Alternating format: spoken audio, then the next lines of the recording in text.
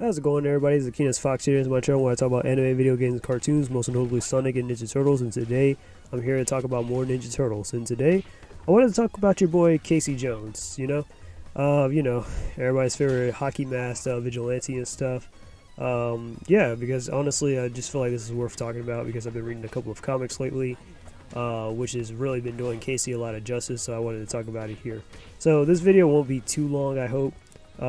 This is just more so about like why Casey's such a likable character and pretty much how to write him and stuff, how to not write him, things I want from the character and things I don't want, basically. Sorry I had to make everything about me, but this is just me as a fan. So yeah, let's just jump right into it. Alright, so lately in the comics, I've been enjoying some of Casey's portrayal so far, compared to like the last couple of years. It just felt like nobody had even bothered to even touch Casey's character and stuff, or wanted nothing to do with him until Rise of Tmnt, the movie and stuff. So it's kind of a relief that Casey's getting some kind of he's getting power-ups and a level of focus and stuff, which is leagues better than before. Alright, so let me elaborate. So not long ago, I talked about how my complaints with Casey Jones, I actually made a video on this too, and just how he's been written. I've been saying that they've been trying to emasculate Casey's character and stuff. Like in the comics, the writers kind of sabotage his relationship with April, which is stupid. Created by that I Am Not Starfire writer Mariko Tamaki. It's so dumb. Not to mention Casey and April had the best relationship in the entire in all the comics and stuff, or arguably they had the best relationship. I'll probably do a list about that someday. But but that's besides the point. They had the best relationship in the comic, and they just got rid of it. It was no reason whatsoever. Then after that, his dad dies. Casey kind of turns into an alcoholic and a misogynist out of nowhere, and he gets jealous of Raph, entering a petty forced drama that Jenica, of course, has to resolve. And you know how I feel about Jenica. I don't really like the character, honestly, and I just don't think that Jenica, as a Ninja Turtle, shouldn't be a part of the Ninja Turtle group. Because, but who knows? Maybe I might make a video about that. I've already talked about it in the past. But anyways, but yeah. Then he gets gender swapped and Rise of Tmnt to be this wannabe foot ninja with a buzz cut and no resemblance to who he was whatsoever, to the actual Casey. It's just dumb. Why would you? Yeah. So why would you just create this whole another character and then just slap on the name and just say, oh yeah, this is Casey? It's dumb. So they completely feminize Casey, and then they kind of just demonize him in the comics. So it's kind of just unnecessary hate. You know what I mean? And this is just disingenuous to Casey's character and just flat out disrespectful, if you ask me. Alright, so I'm going to talk about a recent comic that just came out from the Ninja Turtles and stuff. It's from the Armageddon games, the Alliance and stuff. So, I mean, to be honest with you, it's not going to be anything that big or nothing, no character deaths, nothing crazy or whatever. Just Casey and stuff becoming, at least, building up his relationship with the Punk Frog. So, that's the only takeaway from this story, really. So you can easily skip over it, but if spoilers somehow concerns you, then you can just skip ahead. I'll try to remember if I can put a timestamp here. But anyways, the story is written by, the story and the art is by Will Robson. And pretty much, it's about, it's pretty much a story involving the Punk Frogs and the Purple Dragons and stuff. In the story, Casey is just by himself, and he's later accompanied by a little dog and stuff, where he kind of just reflects on his dad's death and his drinking problems. He gets into a fight with the Punk Frogs, who were looking for a new place to stay, but they had left off on bad terms with the Ninja Turtles because and I don't blame you if you don't read the main series of comics, but the Punk Frogs kind of burned down the Ninja Turtles' their new home and stuff, their dojo. So that happened. Michelangelo let him get away for some reason. It made no sense whatsoever. But anyways, yeah. So, anyways, the Punk Frogs, they're just looking for a new place to crash and stuff. So they're homeless, eating out of trash and stuff. They got no money and they're mutants, so they get treated like freaks. So you know how it is. It's tough, right?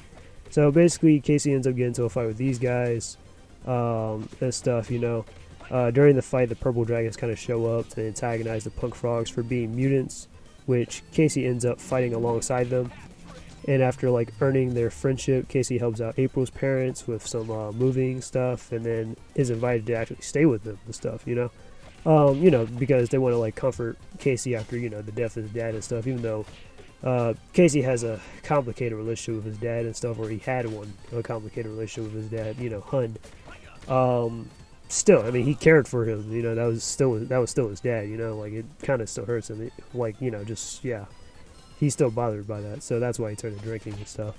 So in this comic, it kind of feels like Casey's given a break for once. Being taken in by a family and being a stand-up guy and a hero and stuff. And this is the kind of thing that I want to see more of from Casey and stuff. I want to see more, like, at least for IDW and stuff. I want to see more of this stuff like going on with Casey and stuff where they keep progressing his character and stuff, not regressing his character. That was the whole purpose of why I made that video last time of, basically Casey is getting emasculated because he was. And of course, I mean, Casey was outside of the comic and stuff, Casey was pretty much the star of the show from the Rise of TMNT movie and stuff, Like, he was introduced to be CJ's future son, that's the fake Casey and stuff from the Rise, Cassandra Jones. But anyways, I wasn't a fan of him being Leonardo's student a little bit. I mean, because it's kind of weird, because, Casey's kind of his own character, but, I mean, and I guess in this context, I'm not against it, but I would just say, like, preferably and going onwards, I wouldn't, like, I'm just saying in another TMNT series, I don't think we should make Casey, like, a future warrior, and he was Leonardo's student. Nah. So, I wasn't a complete fan of that, but he had the most standout performance, and was, like, the most tolerable character in that entire universe, in my opinion.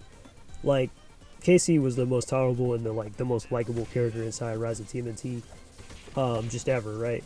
I haven't really voiced too much of my complaints about Rise of TMNT yet, and I do think Rise is a decent series. Or it's just the fact that it's part of the TMNT thing is honestly, if it was like its own thing, then that would be great. But since it's not, yeah, that's my thing. That this has to be related to TMNT, and they had to revamp it. Sorry for the background noise in case you hear all that.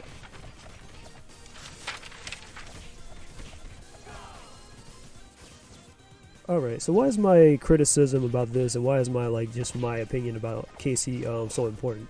Okay, Casey is one of the most likable characters in the entire series. Everyone gets hyped about it as a Ninja Turtles fan to even see Casey Jones. Out of the Shadows and stuff, or how people complained how Casey wasn't in Secret of the Ooze, but he came back later in Turtles in Time, etc. Pretty much, yeah, Casey may be crazy, but he's always up for helping out others and cleaning up the streets. That's when fans like myself, we get up in arms when he's written to be anything but. The 2003 series, Casey is perfect. I wouldn't change anything about him. Honestly, I prefer this version of Casey's his story, his origin, his personality. Some people complained about the 2012 Casey and stuff because of his age and his muscle build. He was 16, a high school student, a little bit he was a year older than the Ninja Turtle, same age as April, and he was kind of skinny and stuff. I get the skinny part is a little of a fair criticism, but yeah, he could probably use a little bit of a workout, but he was pretty strong though, like Loki. And I actually liked the 2012 version of Casey. He was a pretty nice character and stuff. Yeah, regardless.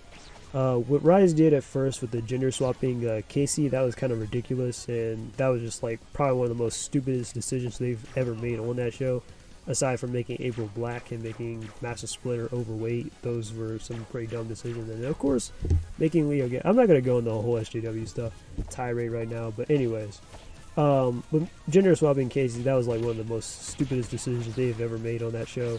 And of course, because of the backlash, they had to course correct when they came to the Rise of the TMNT movie.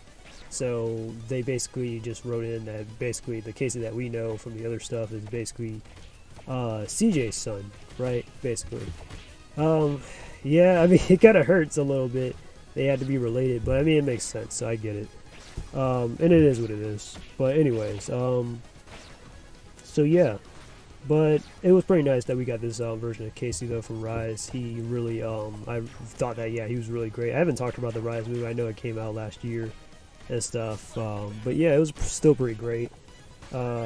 sometimes, and I just gotta say this, but sometimes based off of like how Casey's written, it kind of just tells you the kind of quality of that Ninja Turtle series and stuff, you know, like what's the story and all that jazz, or how dark it is, you know, the tone, how goofy, etc. So that's all I gotta say on Casey Jones and stuff. Tell me what you guys think down below.